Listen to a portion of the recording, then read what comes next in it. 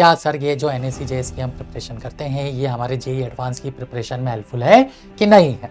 अगर आप NSE-JS की प्रिपरेशन करने जा रहे हो ना तो आप बच्चों क्या कर रहे हो, अपने अंदर ईगो स्किल डेवलप कर रहे हो जो कि आपको जेईई एडवांस की प्रॉब्लम सोल्व करने के लिए जरूरी है। अरे बच्चों, NSE-JS में सेलेक्ट होना ना होना बात की बात है बच्चों, आप पूरे साल भर उसकी तैयारी कर रहे हो तो आप ये देखो, आप सिलेक्शन मैटर नहीं करता है, यहाँ पे मैटर क्या करता है कि आप पूरे साल भर में फिजिक्स केमिस्ट्री किस लेवल पे जाके सीखे हो। हेलो बच्चों, कैसे हैं आप सभी। तो आज के हम इस लेक्चर में जहां पर मैं आपके साथ डिस्कस कर रहा हूं एक ऐसा बहुत इंपॉर्टेंट टॉपिक जो कि बहुत सारे बच्चों की और बहुत सारे पेरेंट्स की डिमांड भी थी कि सर इसके ऊपर आप एक वीडियो बना के दें। और वो टॉपिक है, समझ तो आप गए होंगे कि क्या सर ये जो NSE-JS की हम प्रिपरेशन करते हैं ये हमारे जेईई एडवांस की प्रिपरेशन में हेल्पफुल है कि नहीं है। तो बच्चों, ये एक ऐसा टॉपिक है जो कि बहुत ही ज़्यादा आपके माइंड में कंफ्यूजन क्रिएट करता है कि कहीं ऐसा तो नहीं है कि हम प्रिपरेशन कर रहे हैं और ये प्रिपरेशन हमारे काम ही नहीं आ रही। तो सबसे पहले मैं आपको बताना चाहूँगा बच्चों, ये टॉपिक, ये जो NSE-JS की आप प्रिपरेशन कर रहे हैं ये आपकी जेईई एडवांस की प्रिपरेशन के लिए 100 नहीं 200% इंपॉर्टेंट है और ये बहुत ज़्यादा आपको हेल्प करने वाली। कैसे करने वाली है तो बच्चों आज के इस लेक्चर में हम स्टेप बाय स्टेप एक एक पॉइंट को डिस्कस करेंगे कि NSE-JS एग्जाम देने से इस तरह से आप जेईई एडवांस के क्लोज पहुंचते जा रहे हो, जेईई एडवांस की प्रिपरेशन के इस तरह से आप क्लोज पहुंचते जा रहे हो। तो बच्चों स्टार्ट करते हैं आज का अपना ये वीडियो सेशन। पहला हम बात करें कि जो NSE-JS एग्जाम है, ठीक है, ये क्या करता है, ये आपकी कंसेप्चुअल जो अंडरस्टैंडिंग है ना उसको और ज्यादा स्ट्रेंथ करता है। कैसे करता है बच्चों, तो आपको पता है कि आपका जो NSE-JS एग्जाम है उसमें आपका फिजिक्स आता है, आपका केमिस्ट्री आता है और बायो भी आता है। और अगर हम बात करें जेईई एडवांस में तो जेईई एडवांस में भी आपके फिजिक्स और केमिस्ट्री आता है और बहुत अच्छे लेवल पे आता है। अब टॉपिक और चैप्टर मोर और लेस आपके अगर हम बात करें तो NSE-JS एग्जाम के जो भी चैप्टर्स हैं वो सारे के सारे कहीं ना कहीं जेईई एडवांस में भी कवर होते हैं।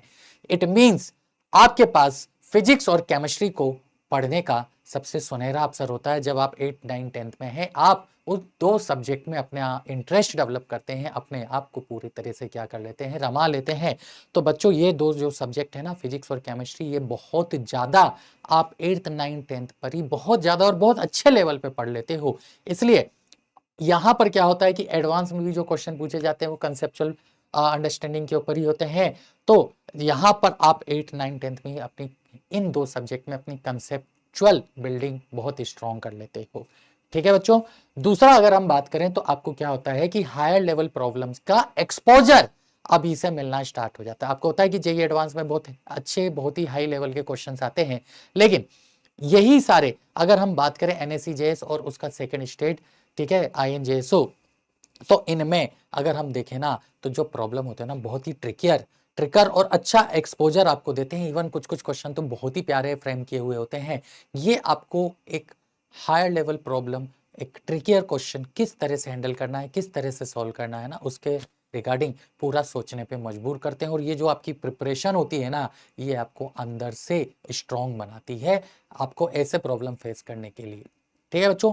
इसके बाद अगर हम नेक्स्ट पॉइंट पे बात करें तो ये क्या करता है, ये प्रॉब्लम सॉल्विंग स्किल आपके अंदर डेवलप करता है। अगर आप NSE-JS की प्रिपरेशन करने जा रहे हो ना तो आप बच्चों क्या कर रहे हो, अपने अंदर ईगो स्किल डेवलप कर रहे हो जो कि आपको जेईई एडवांस की प्रॉब्लम सोल्व करने के लिए जरूरी है।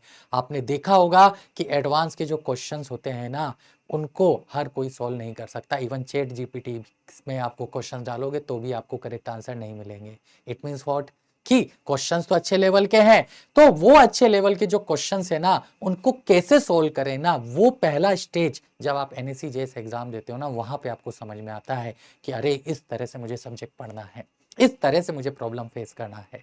ठीक है बच्चों। उसके बाद जब आप सेकेंड स्टेज देते हो INJSO तो उसमें तो बिल्कुल मतलब आप ऐसे रम जाते हो ना चैप्टर के अंदर, सब्जेक्ट के अंदर, कि आप बहुत अच्छे से उन सब्जेक्ट को डीप में जाके क्या करते हो, स्टडी करते हो। तो डेफिनेटली आपको जेईई एडवांस के भी से भी ऊपर या उसके इक्विवेलेंट क्वेश्चन भी वहां पर देखने को मिल जाते हैं, जो कि बच्चे इस साल INJSO क्वालिफाई कर चुके हैं या जिन्होंने INJSO अपीयर किया था उनको ये चीज समझ में आई होगी कि क्लास में वो जेईई एडवांस के क्वेश्चंस भी इजीली कर पा रहे थे। ठीक है बच्चों। इसके बाद अगर हम नेक्स्ट पॉइंट पे बढ़े कि और कैसे ये इंपॉर्टेंट है, तो बच्चों आपको है ना कॉम्पिटिटिव एग्जाम का अर्ली एक्सपोजर ये एग्जाम देते हैं। मतलब क्या है, आप बच्चों भी 8th पे हो, 9th क्लास में हो या 10th क्लास में, तो आप क्या करते हो, आप अपने स्कूल्स के जो चैप्टर्स है उनको पढ़ते हो, है ना, आपका लोकल कंपटीशन होता है, लेकिन आपको नहीं पता है ऑल इंडिया लेवल में किस तरह से बच्चे परफॉर्म कर रहे हैं, कैसे वो पढ़ाई कर रहे हैं, क्या उनका मेंटल स्टेट है। तो ये जो एग्ज़ाम है ना, ये सबसे फर्स्ट स्टेप है ऑल इंडिया लेवल पे अपने आप को आंकने का, कि आप कितने पानी में हो, कितने बच्चे अभी ऐसे हैं जो कि आपसे अच्छा कर रहे हैं, या कितने बच्चे ऐसे हैं जो कि आपके इक्विवेलेंट हैं, आपको कितना और एक्सेल करना है, कितना अपने आप को उस सब्जेक्ट में क्या करना है, रमाना है। तो ये अर्ली एक्सपोजर जो होता है ना, ये बहुत ही सही होता है बच्चों, मतलब मजा आ जाता है कि आप इतनी कम एज में 8 9 10th में भी है ना, इतना अच्छा एक्सपोजर क्या कर रहे हो, ओलंपियाड एग्जाम से ले पा रहे हो। इसके बाद ये और क्या करता है, ये आपके फाउंडेशंस को इंप्रूव करता है। कैसे इंप्रूव करता है बच्चों, कि जब बच्चों आप है ना 8th 9th 10th में पढ़ रहे हो, तो आप क्या पढ़ते हो, आपके स्कूल की एनसीईआरटी या जो भी आपके बोर्ड का बुक है वो पढ़ लेते हो, ठीक है। और वो जो चैप्टर होते हैं ना, वो तो बेस होते ही हैं किसी भी, अगर आप केमिस्ट्री की बात करोगे तो स्ट्रक्चर ऑफ एटम हो गया, मोल हो गया, ये क्या है, ये बेस है। या यूनिट एंड डायमेंशन फिजिक्स में हो गया, बेसिक मैथमेटिक्स हो गया, ये क्या है, ये बेस है। तो ये जब बेस आप पढ़ते हो स्कूल में तो आप वहीं तक लिमिट होके रह जाते हो, लेकिन एनएससी जैसे एग्जाम में आप ये बेस से कहीं गुना ज्यादा डीप में जाते हो, जितना कि आपको जेई की प्रिपरेशन के लिए रिक्वायर्ड होता है। इवन अगर आप सेकंड स्टेज के बाद कैंप में जाते हो और इंडिया को रिप्रेजेंट करते हो, तो आप बिल्कुल और डीप में चले जाते हो। तो ये जो होता है ना, ये क्या करता है, ये आपकी फाउंडेशन को हर तरफ से कंप्लीट कर देता है, ताकि जब आप 11th और 12th में आओगे ना, तो आप ऑलरेडी बेटा फिजिक्स केमिस्ट्री बहुत डीप में जाके पढ़ चुके हो। एटलीस्ट वो चैप्टर जो आपने डीप में पढ़े हैं ना, वो आपके बहुत स्ट्रांग हो जाते हैं। और फिर 11th 12th में जाके जो कुछ एक आध दो नए चैप्टर होते हैं, या कुछ ऐसे कंसेप्ट जो कि आपको पढ़ने थे एडवांस के पॉइंट ऑफ व्यू से, उन पे आप वो अच्छे से फोकस कर पाते हो। तो यहाँ भी ये आपको क्या करता है, हेल्प करता है। और क्या करता है ये, तो ये आपका कॉन्फिडेंस बिल्डअप करता है। अब बहुत से बच्चे कहते हैं सर हमारा तो एनएससी जेएस में हुआ ही नहीं। अरे बच्चों, एनएससी जेएस में सेलेक्ट होना ना होना बात की बात है बच्चों, आप पूरे साल भर उसकी तैयारी कर रहे हो। तो आप ये देखो, आप सिलेक्शन मैटर नहीं करता है यहाँ पे, मैटर क्या करता है कि आप पूरे साल भर में फिजिक्स केमिस्ट्री किस लेवल पे जाके सीखे हो। मतलब जो बच्चे अभी 11th में केमिस्ट्री पढ़ना स्टार्ट करते हैं, या जो बच्चे अभी 12th में फिजिक्स पढ़ना स्टार्ट करते हैं, उनसे आप कितना आगे हो। मतलब जब आप 11th 12th में जाओगे बच्चों, आप सोचो वो चीज़ आप 8th में पढ़ लिए, फिर 9th में पढ़ लिए, और 10th में जाके तो बिल्कुल डीप में ही उसमें चले गए, तो वो क्या है, वो तो हलवा हो जाएगा ना आपके लिए। आप तो ये इस पॉइंट को आप समझो बच्चों, इसलिए ओलंपियाड अभी बहुत जरूरी है, ठीक है। इसके बाद अगर हम बात करें ना, सबसे इंपॉर्टेंट बात कि सर आप तो सीधा सीधा बताओ, क्या सही में एनएससी जैसे एग्जाम से हम एडवांस क्लियर कर पाते हैं। तो बिल्कुल आप पेपर उठा के देखो, आप पेपर उठा के देखो, आप हमारी लाइव क्लास अटेंड करके देखो, आप देखोगे वहां पर कि जब हम पढ़ाते हैं तो साथ में जेई एडवांस के भी क्वेश्चन क्लास में होते हैं नोट्स में, जेई मेंस के भी क्वेश्चन क्लास में होते हैं, एनएससीसी के भी नोट क्वेश्चन क्लास में होते हैं। यानी आप एनएससी जेएस की प्रिपरेशन कर रहे हो, लेकिन ये सारे क्वेश्चन आप कर पाते हो क्लास में। इट मीन्स वॉट, है क्या, फाइनल कंक्लूजन है क्या, है तो वही सब्जेक्ट।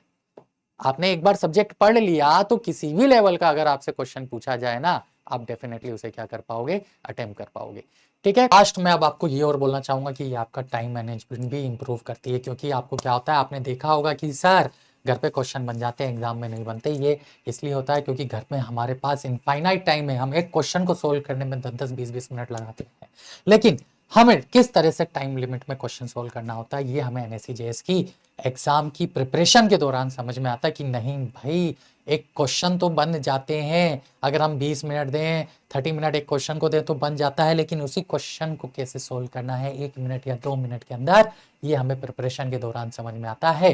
तो ऐसे बहुत सारे पॉइंट्स हैं जो कि आपको अब क्लियर हुए होंगे कि जब हम एनएससी जैसे एग्जाम की प्रिपरेशन कर रहे हैं तो ये हमें कैसे हेल्प कर रही है।